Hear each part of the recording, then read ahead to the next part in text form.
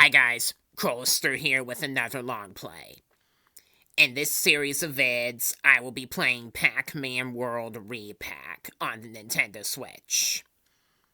Pac-Man World Re-Pac is a remake of a spin-off game Namco released on the Sony PlayStation.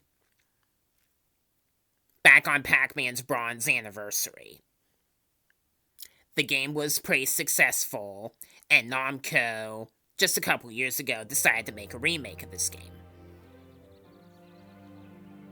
Which is fantastic.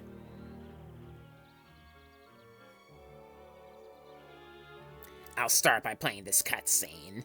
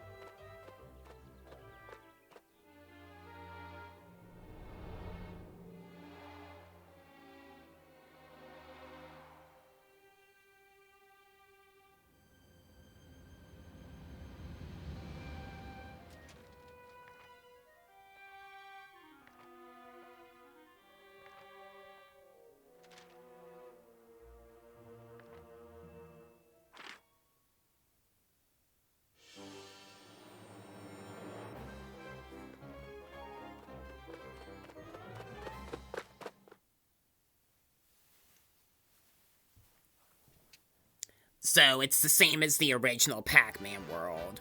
The ghosts were stupid enough to think that the different members of Pac-Man's family were Pac-Man and captured all of them. Then Pac has to go to Ghost Island after the blimp recklessly drops a flyer about the Ghost Island party to go and rescue them. We got another cutscene here.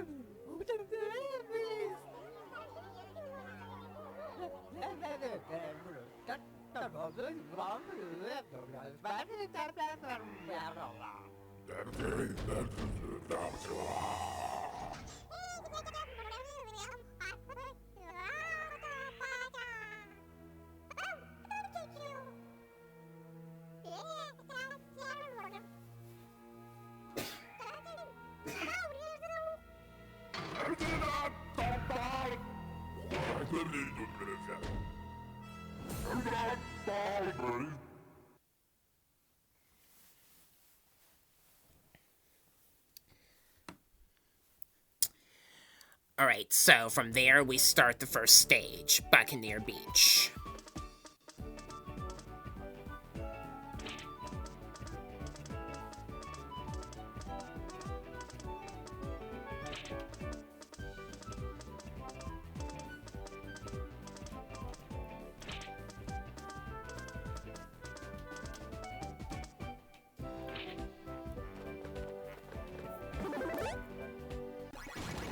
In this game, Pac-Man turns to a gigantic retro Pac-Man after you eat a power pellet called Mega Pac-Man, and he's able to break through boxes in this form.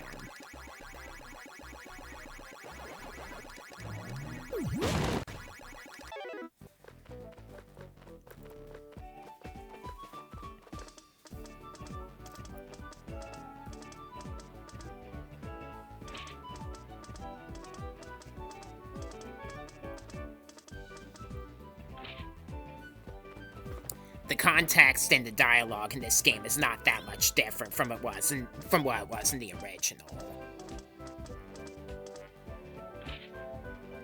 And compared to the original, there are some in-game differences.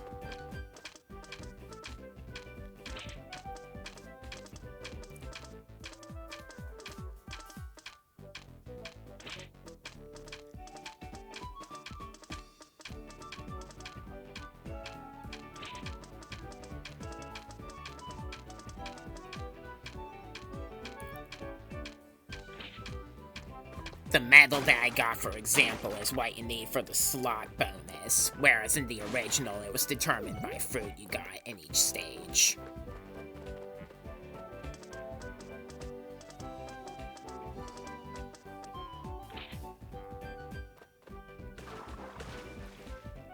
The placement here is just a little bit different as well.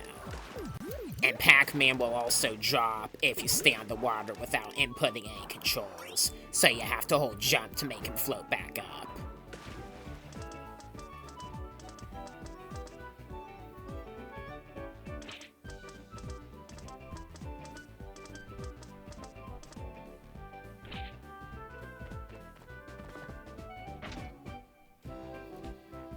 Green switches have a permanent effect, like they did before.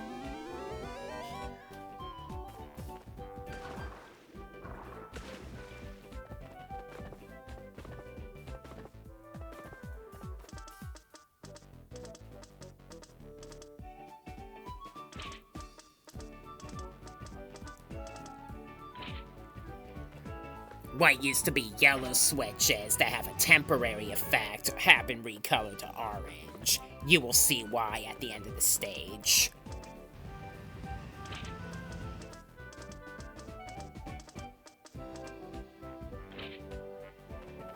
Pretty lame. They removed Bedoing as the name and just called them trampolines now.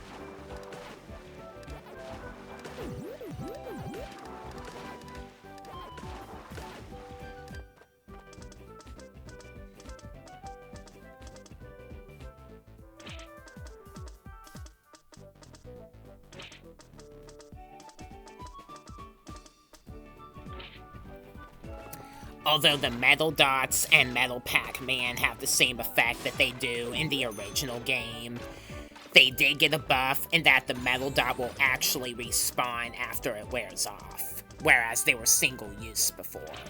This does make the game easier compared to the original PlayStation game.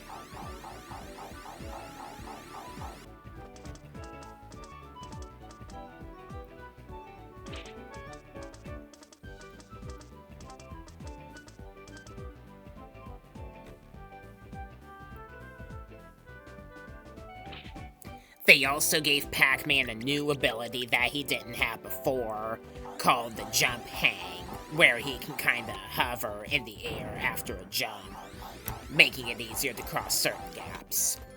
Kinda like Yoshi's flutter jump in a way.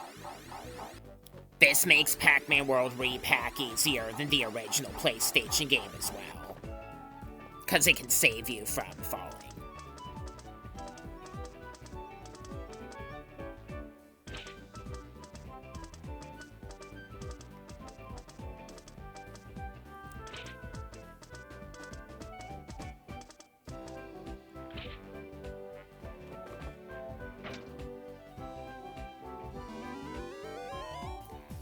You can hover in the air by holding, in my case, Y, since I'm playing the Nintendo Switch version. On the PlayStation 5 or PlayStation 4 version, that would be square, for example.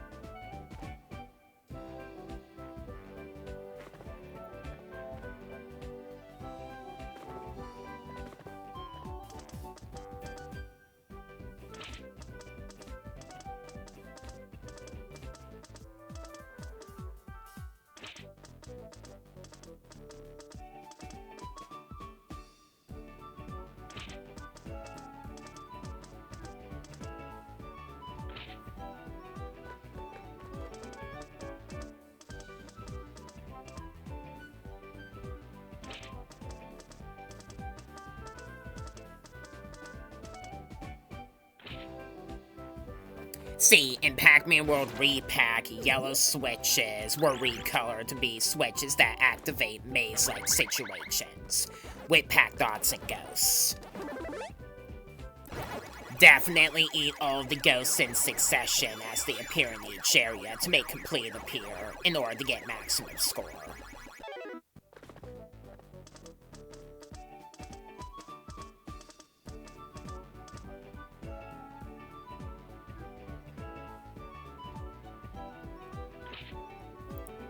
Then, to complete the stage, you destroy the Toc-Man statue. I'm gonna get the melon above it first. And the token to end the stage is inside.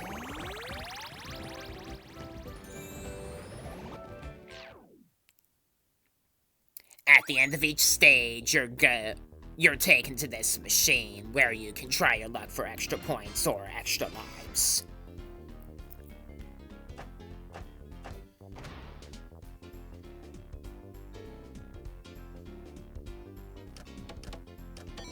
If you match the same kind of fruit consecutively, you get 300 points. And if you get a 3 of a kind, you get 600 extra points for the stage and extra lives based on what you see on the right of the machine. I'm not even really trying, just so you know. It's hard to be coordinated like that on the slot machine.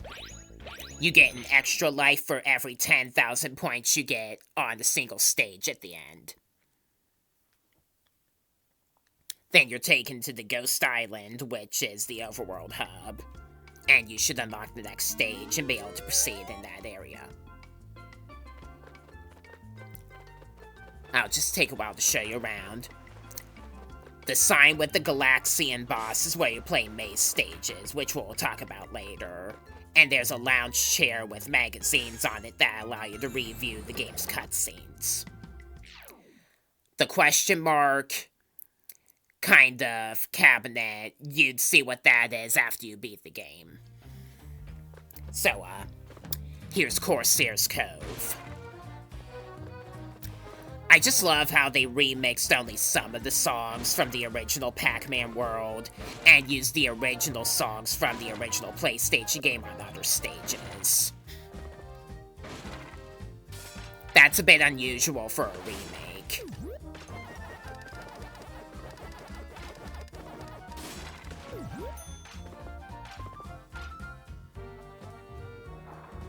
Like I said, there are a lot of elements that do make Pac-Man World Re-Pac easier and more playable than the original Pac-Man World.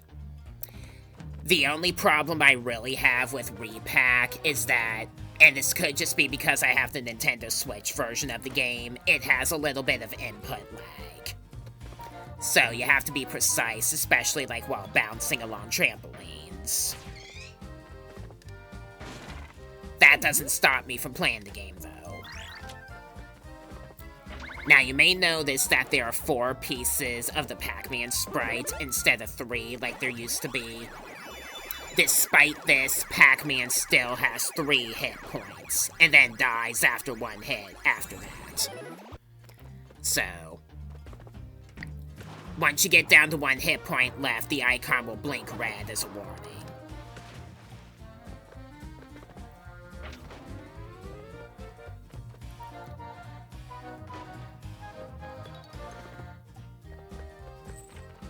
Like I said earlier, metal dots actually respawn after they wear off in Re-Pac. That's one of the examples of the game's easier. You need the metal dot to break chests that are underwater, obviously.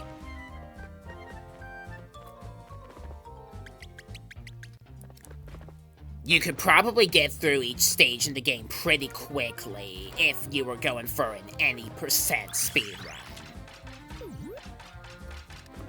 However, any percents are for the weak, and the master opponent is not weak. So, I will be 100%ing this game, taking it into different sections. Those being the different worlds, as they're called in this game. So in this video, we're doing the pirate ship area. Then we'll move on to the other 5 respective areas.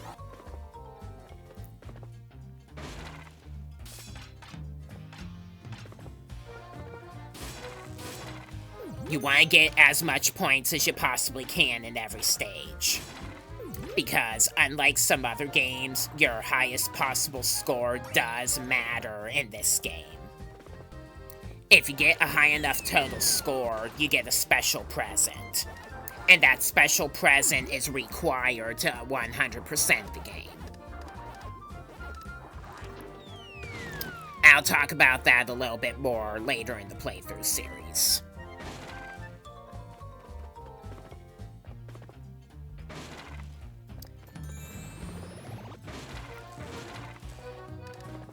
In order to get the highest scores you possibly can, destroy all enemies, get all the Pac dots and fruit targets, etc. that exist in the stage, and try to beat the stage without losing any lives, because you get a no-miss bonus of a couple thousand points if you do.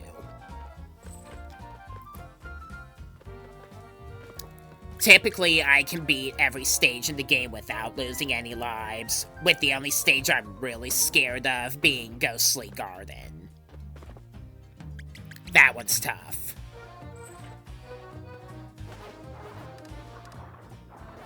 Because Pac-Man automatically descends underwater if you're not inputting any controls, you have to hold jump at the right moment to navigate him in the water upward.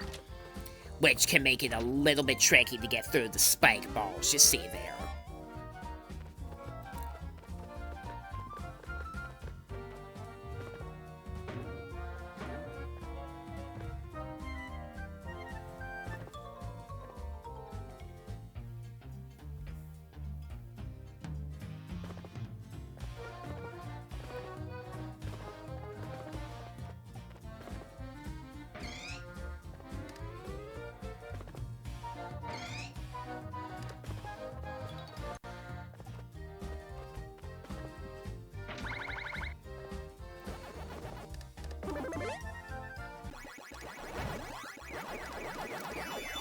I love this Mega Pac-Man transformation.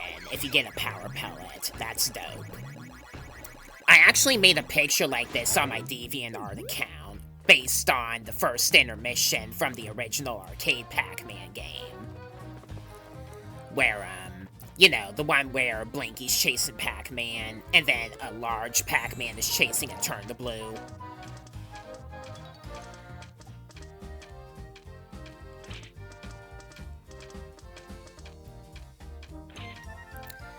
I made a picture like that with Mega Pac-Man as the giant Pac-Man, and that picture did pretty well. As you saw from that hint sign, they've also added metal enemies to the game. Metal enemies are indestructible unless you're also metal. So grab a metal dot and then take them down.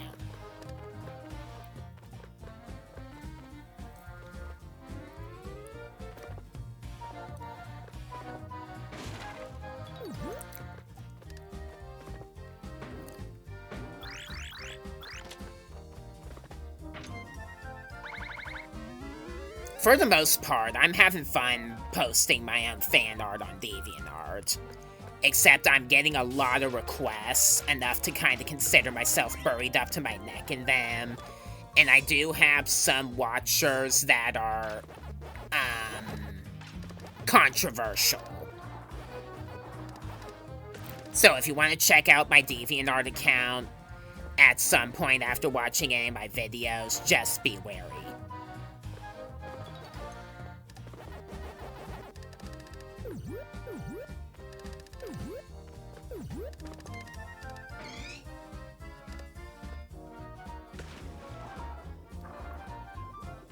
Galaxian bosses always open doors that lead to maze stages. Beating all of these is required in order to 100% the game. I recommend using the maze zoom to zoom out so you know exactly where all the dots and ghosts are. Unlike with the original Pac-Man World, contact with a ghost or maze hazard is instant death. So, focus more on survival than top score in these kinds of stages. And remember that eating a power pellet and going Mega Pac-Man makes you invincible, even to hazards.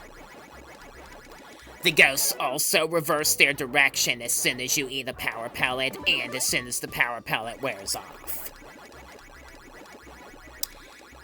You have to survive the maze in order to really unlock it and to help 100% the game.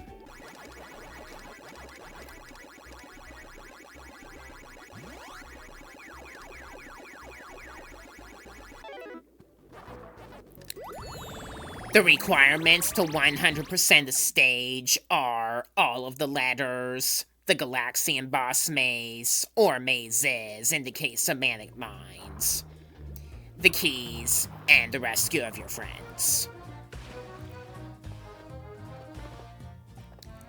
If you're missing any of those, you will have a silver crown on that stage's gate in the Ghost Island hub, and you can see exactly what you're missing. If you have all of the items required to 100%, the crown will be gold, as you'll see up ahead. Because I just so happened to make a reckless mistake up ahead.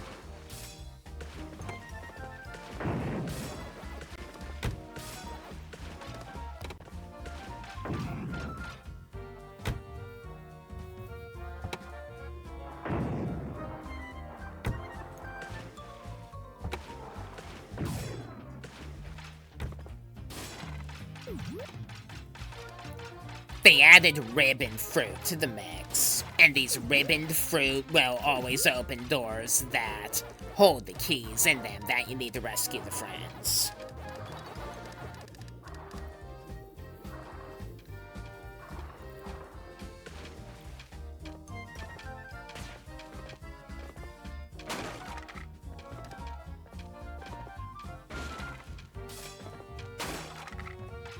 Now, even though you have to break a Toc-Man statue to complete the stage, in Corsair's Cove, you still have to use the cannon to destroy it. like you had to do with the cage in the original game.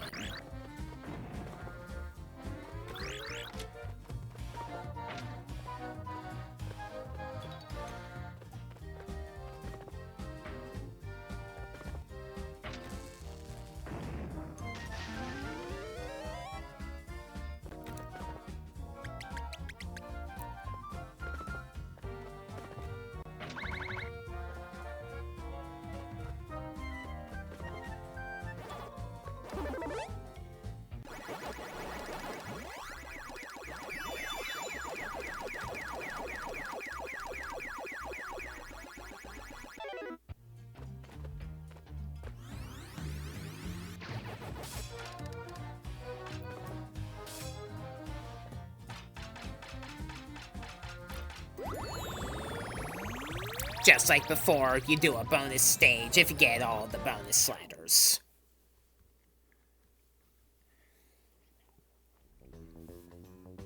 Within the 50 seconds we have, we're gonna try to get all the bonus fruit. Various other bonus items exist along the way as well.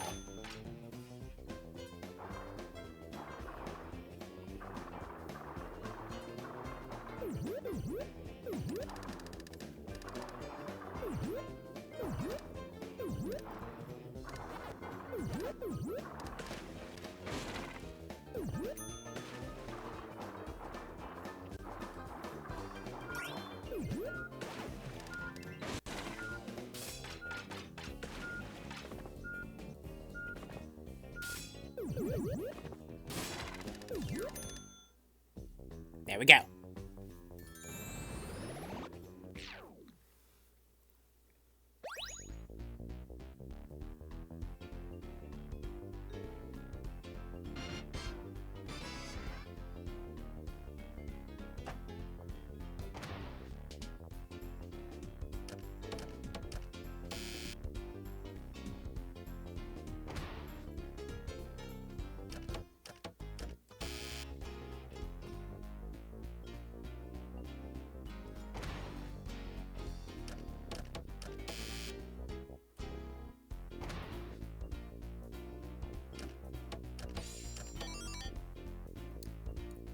Some extra points there. And some extra points there as well.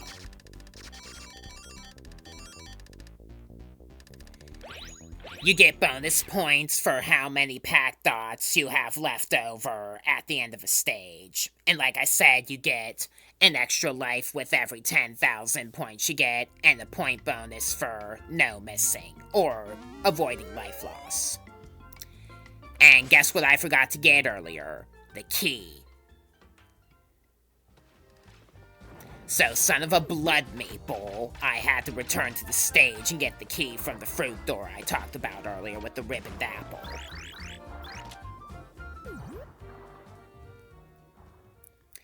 Alright, so now that that's over with, I'm back, and we can take on the crazy Cannonade.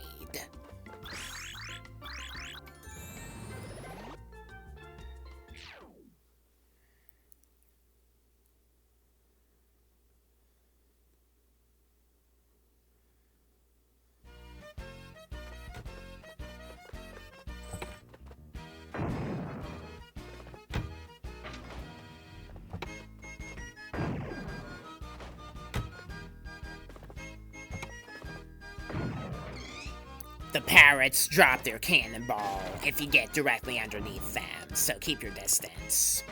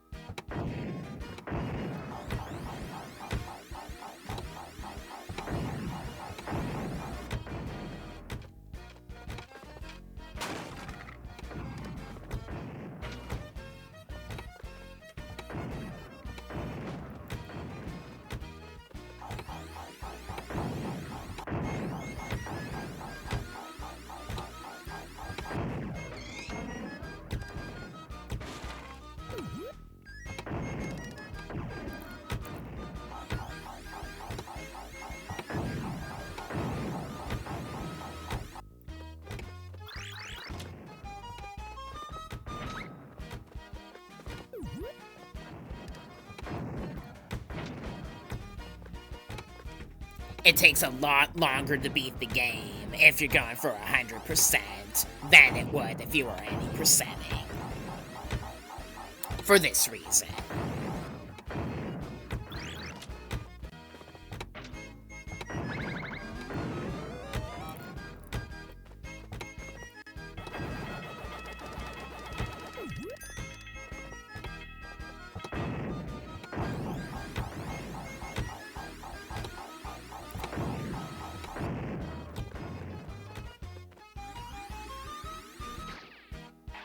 Oh, I had a near miss.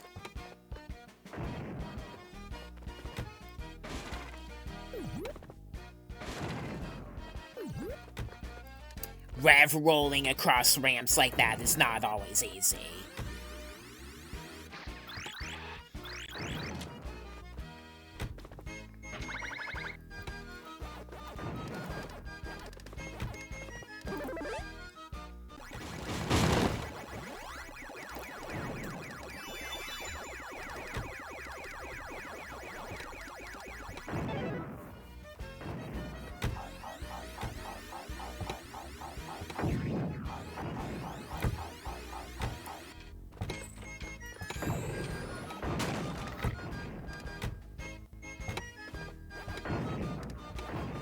Gotta be careful while hopping across the cannon lids. Just memorize their pacing.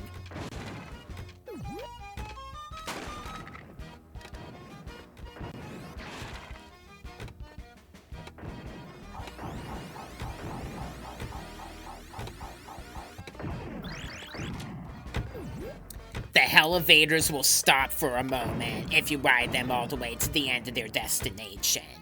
If you stop or hop off of them before they reach the end, they'll start moving backward immediately.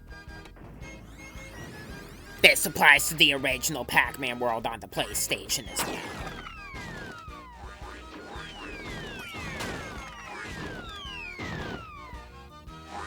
Gotta be careful around the dummies here while you rev roll.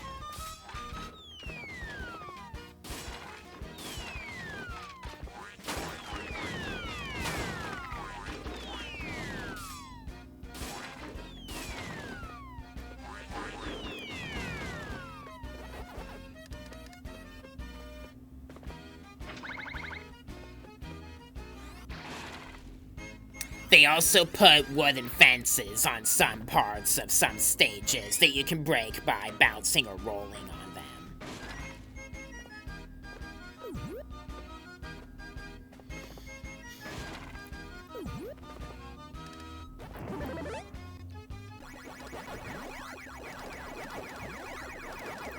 Try to get all 4 of the ghosts in this part of the stage in succession.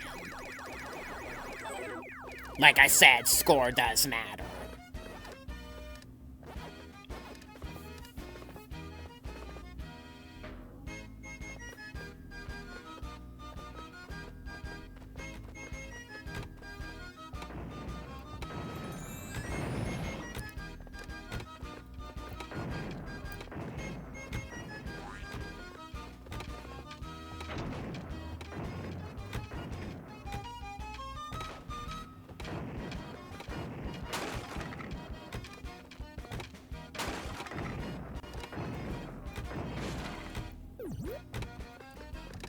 Alright, I got the Galaxian boss.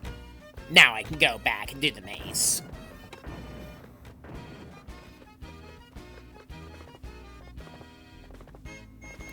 If you fail a maze... sorry. If you beat a maze and mess up the stage into having to replay it, playing the maze successfully once within the stage will permanently count on your save file, meaning there's no need to play the maze all over again afterward.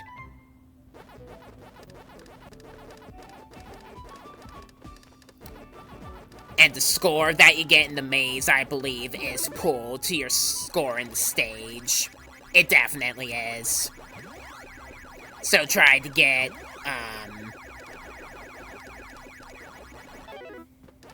try to get as many ghosts with 1 power pellet as you can, if it's possible. If the hazards are making it a little hard for the matter, like these cannonball dropping parrots, for example, then just focus more on survival than score instead. You need to play the maze again later anyway.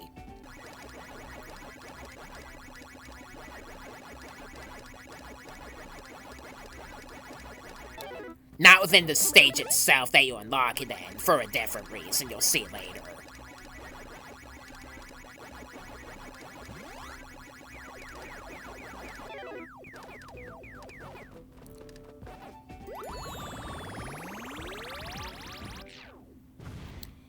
If you lose all 3 of your stocks within a maze, you'll fail it, and you'll have to play the maze again, after returning to the stage to try it again later.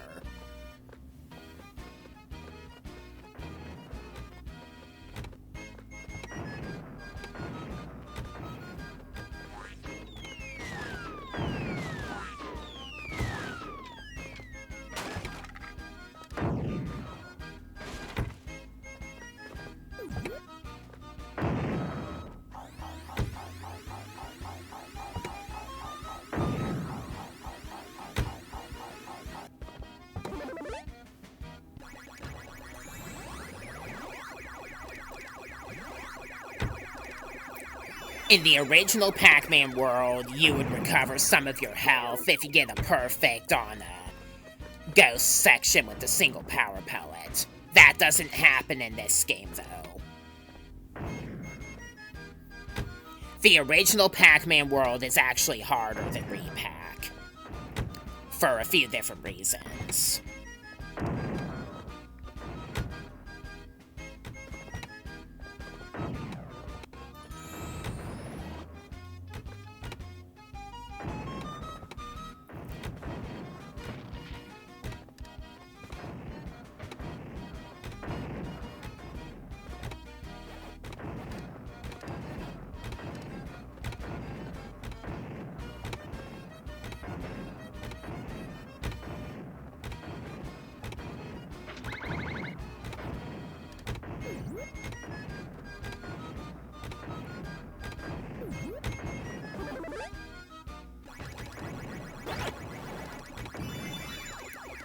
You have to wait for the power pellet to wear out to get the Pac dot that's underneath the first platform there.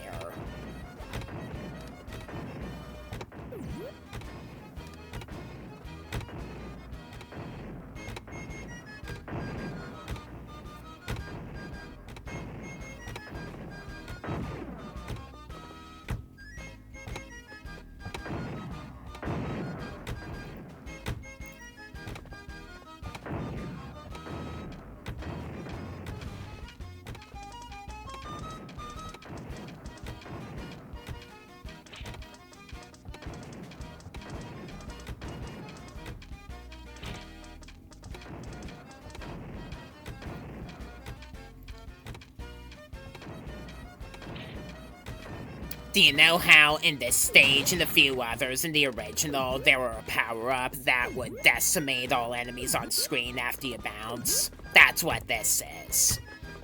It also has the added effect now that it'll also turn enemies that get destroyed with the attack into fruit targets. So you can get even more points.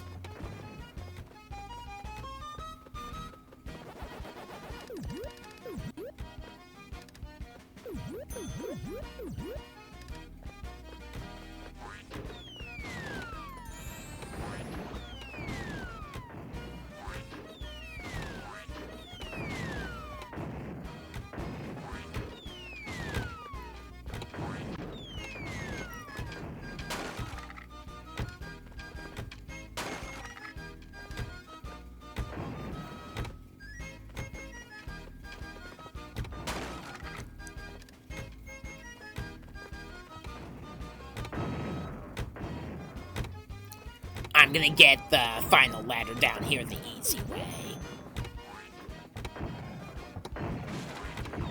If you want to get all the Pac dots here, this part can be a little bit tricky.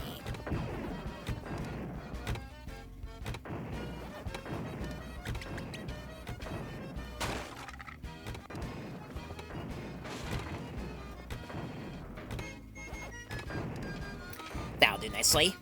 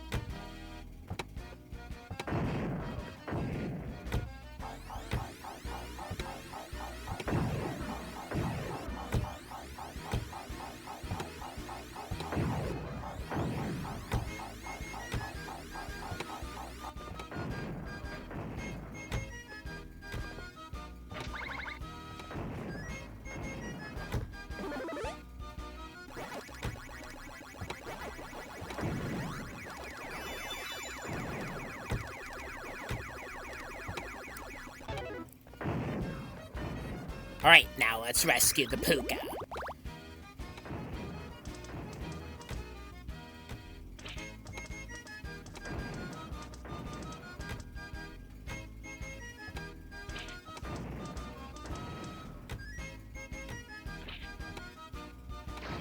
Although the puka is obviously an enemy of Dig Dug, one of them is a friend of Pac-Man.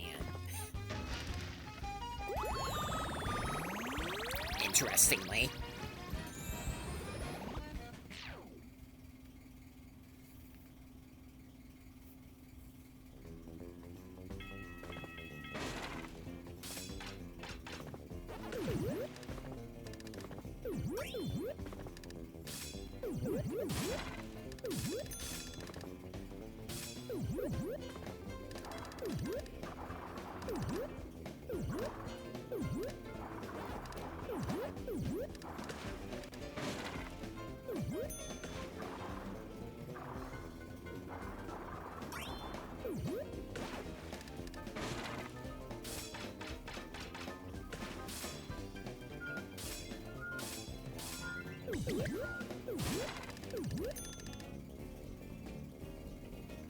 That was no problem.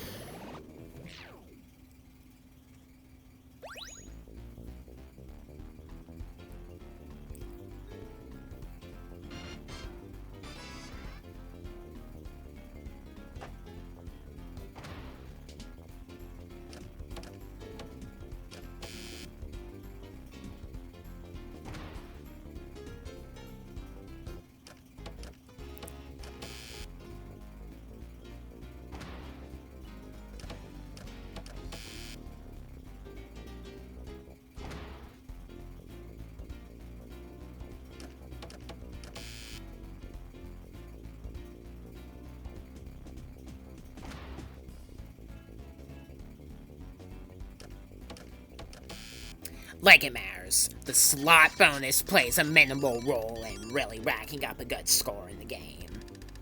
And I got over 50,000 points in that stage anyway, which is very good.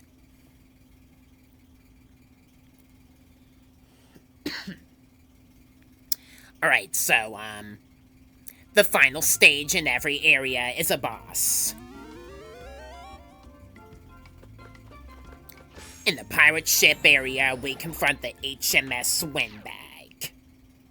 HMS stands for Her Majesty's Ship, which makes sense as your boss is a big old pirate ship that's chasing after you. The layout for the boss stages is different compared to the original Pac-Man world. The HMS Windbag episode's not much different. The chase part is having a lot more bonus items and being a little bit easier overall. So what if I miss this orange? Survival over score, while not neglecting score.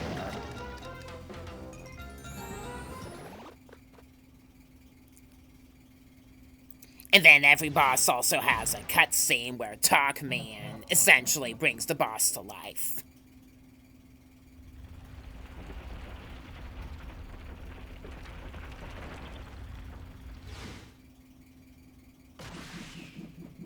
He literally punches life into the sail of the ship.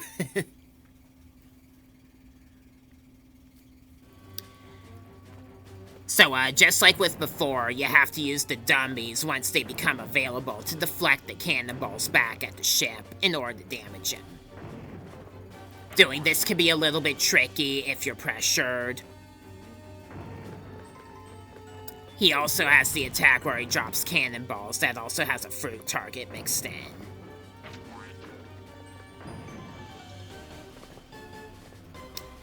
Why am I struggling to hit him? I'm not usually this bad.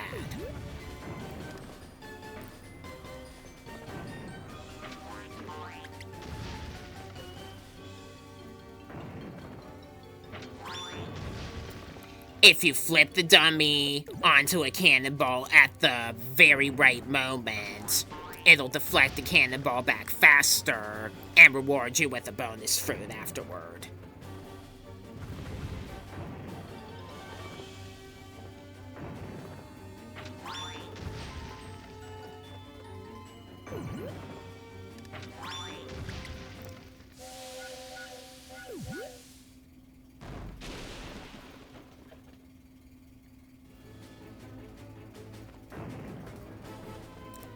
After you get his health down to half, you're taken down to a scene where his attacks become more aggressive, and you have 5 dummies instead of 3 of them.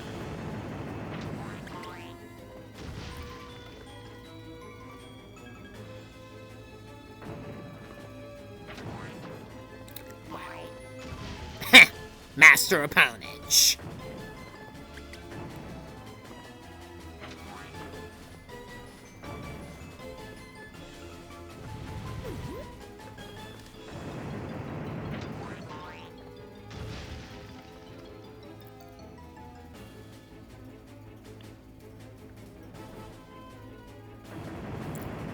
Why'd you have to change on me?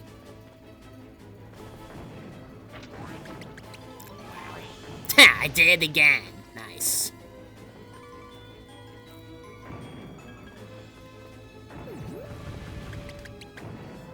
I'm struggling a little bit to land one more hit.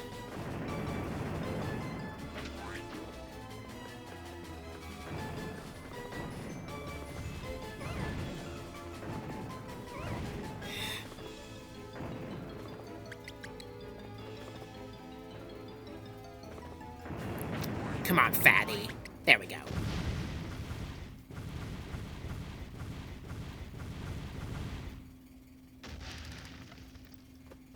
There's also a packed dot and fruit rush after you beat each boss. Except, I think, King Galaxian.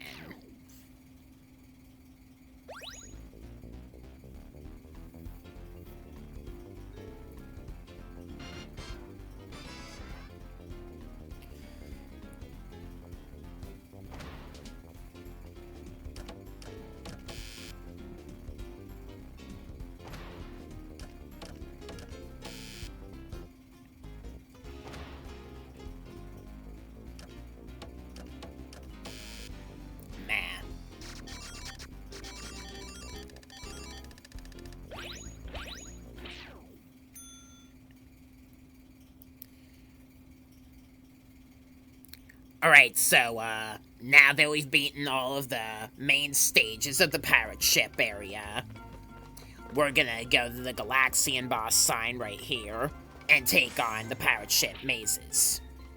Just like with the original Pac-Man world, you start with 3 stages for the mazes in every area, 4 for the pirate ship, and can unlock the mazes by beating them in the stages they're specifically unlocked in.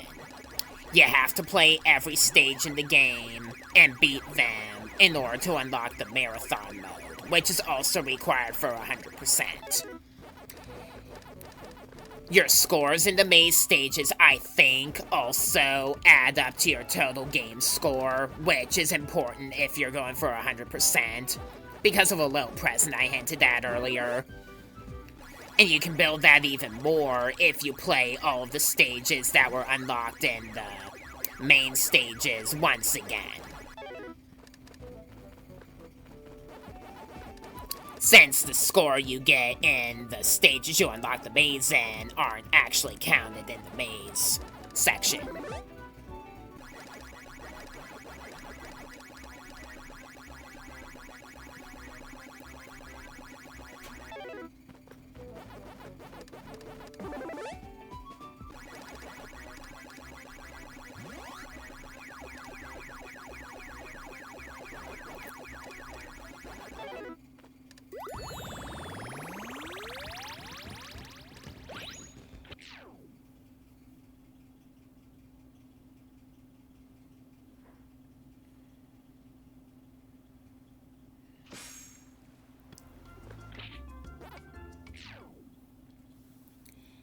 If you're playing the maze stages from the Galaxian boss sign, you start off with the number of lives you had before you interface with the sign. Though if you lose any of them, that's not deducted from your remaining lives for the actual game from the Ghost Island hub. Accumulate a lot of spare lives before you attempt the marathon mode, if you're weak at the game like I'm not. Like I said though, I focus more on survival than top score in the maze stages.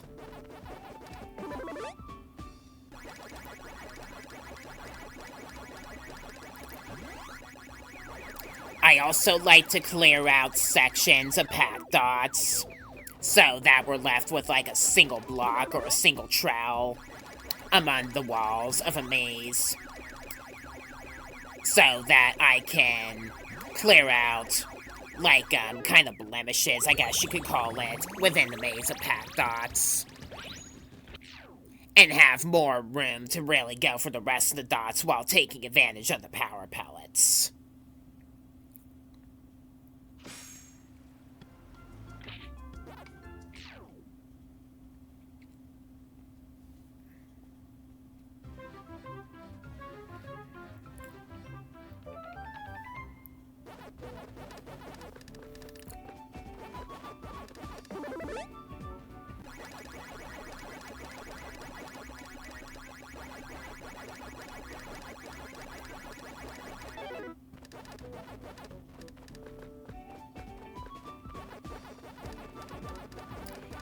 Some mazes have layouts with bigger walls and narrower pathways, and that can make the ghosts particularly dangerous in them.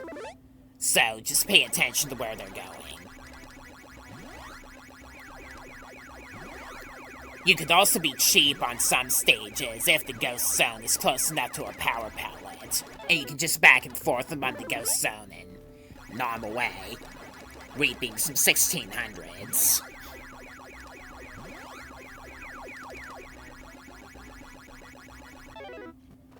I could have gotten Clyde. I was just hesitant because I'm a play it safer.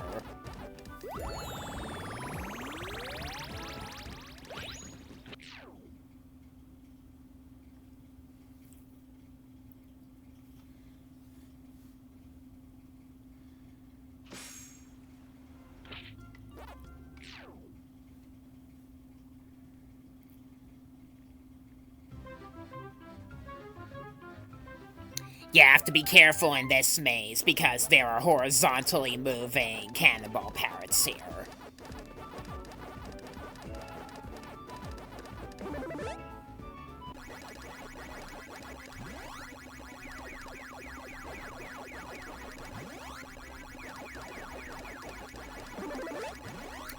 Also, eating a power pellet in this game while one was already in effect doesn't cancel out the streak bonus for eating the ghosts, like it does in other games.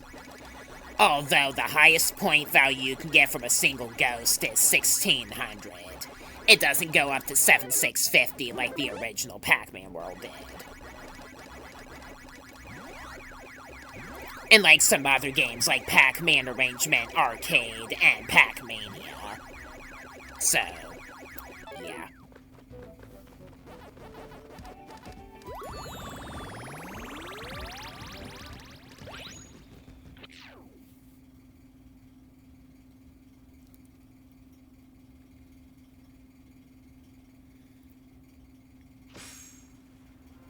Now, even though the other stages were already played in Corsair's Cove and Crazy Cannonade respectively, I am going to play them once again to boost my total game score.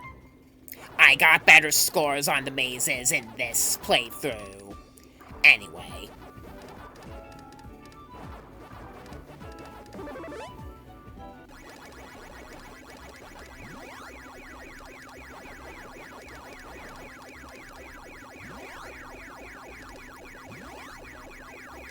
Because I actually attack more ghosts.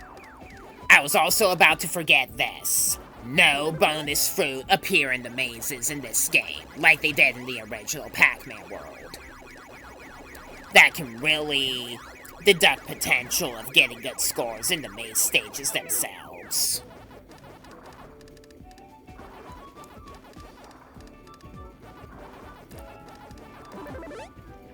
And if you like the fact that Pac-Man makes sparks while skating along lines in Pac-Man Championship Edition or Pac-Man Battle Royale, that happens in this game as well.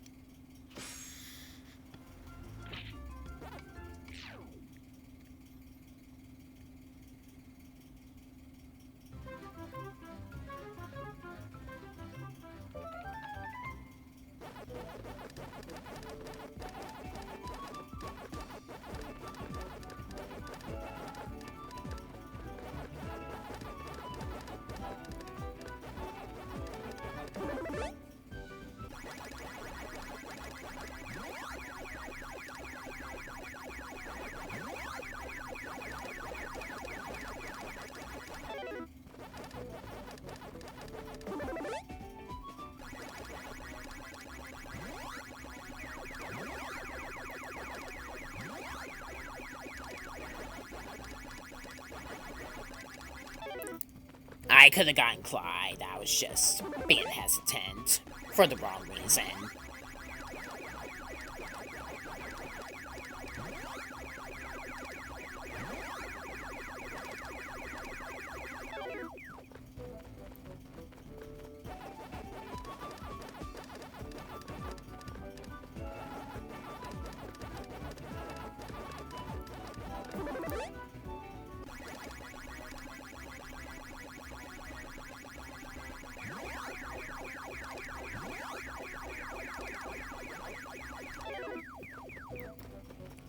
From where I was playing in particular, I was struggling to find where the remaining path dots were. And then I managed.